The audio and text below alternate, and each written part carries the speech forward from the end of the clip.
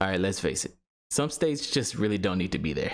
Like I went to school in North Carolina. I don't know if you can tell by my accent, but there's basically no difference between North Carolina and South Carolina. They even have a football team that's in Charlotte that's literally on the border of North Carolina and South Carolina. Just call them the Carolinas and be done with it.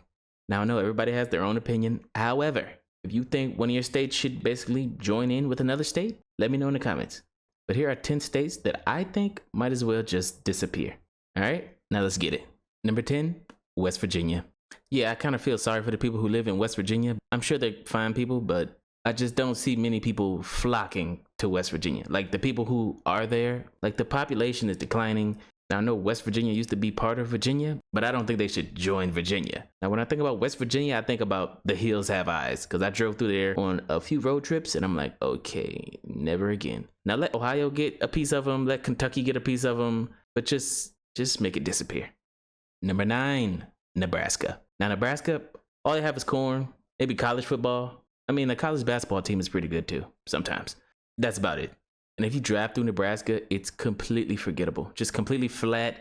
As a matter of fact, a lot of that stuff in the Great Plains is just completely forgettable. Because if you're driving from Kansas to Nebraska and you don't see a sign that says from Kansas to Nebraska, you're not going to be able to tell the difference. And it's literally in the middle of nowhere. You can include Nebraska and Kansas and all that stuff with it. So yeah, Nebraska, you can go. You can disappear. Number 8. Idaho. Now, I know Idaho has Boise, Idaho. That's it. That's the only thing I know about Idaho. And they make potatoes. Now, Boise is a great college town, but outside of that, might as well just combine with Montana and just be like a national park or something. I don't know. As a matter of fact, you can make number 7 Montana. Just put them both together, make them a national park. I feel like there's literally no reason to go to Montana unless you just don't like people. I mean, there's some good nature, good mountains, but why hasn't anybody built anything there? I don't know. But yeah, Idaho, you can disappear. Montana, you can disappear too. Number 6, South Dakota. Okay, South Dakota's claim to fame is Mount Rushmore. Great landmark, but outside of a bunch of dead presidents carved in a rock, what is in South Dakota? After you've taken a couple of pictures and maybe went fishing, literally, what are you doing there? Like, just leave.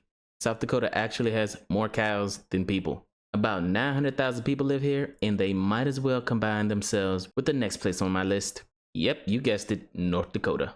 First of all, North Dakota is too cold to inhabit. I don't know why people live there in the first place. And when I looked it up, North Dakota gave us Fargo. Have you seen that movie? It's absolutely ridiculous. It basically looks like the apocalypse. For the people there, you know you don't have to be there, right? There's plenty of states that you can move to. And when you think, yeah, let's go to North Dakota and see Mount Rushmore, you're like, oh, wait. It's in South Dakota. Put North Dakota and Rhode Island next to each other. You think, oh yeah, there's got to be a bunch of people that live in North Dakota. No, more people live in Rhode Island than North Dakota.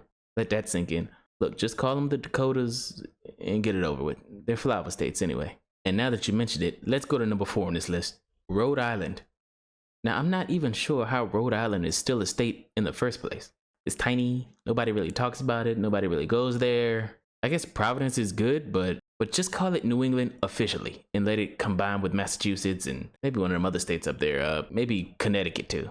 Number 3, Vermont. Now there's a lot of little tiny states in the Northeast that I feel should just combine. Like seriously, there's like 10 different states up there. Just make it like 1 or 2 and just call it a day. Like Vermont and New Hampshire, like why did you split up? I guess you can keep Maine, but Vermont, New Hampshire, no, definitely not. Number 2, Delaware. Now, for some reason, I get Delaware and Rhode Island mixed up sometimes. I'm like, these tiny little places, like, where are they on the map again? It's like somewhere up there in the Northeast. Now, it really should just combine with Maryland. I know everybody's going to register their LLCs in Delaware to make that their headquarters. But other than that sketchy tax evasion tactic, basically, what are they doing? Like, I bet there's so many headquarters in Delaware, but the businesses don't actually do any business there. They just have their headquarters there. So it's kind of the most sketchy state. So yeah, you could just get rid of it. And number 1, Wyoming.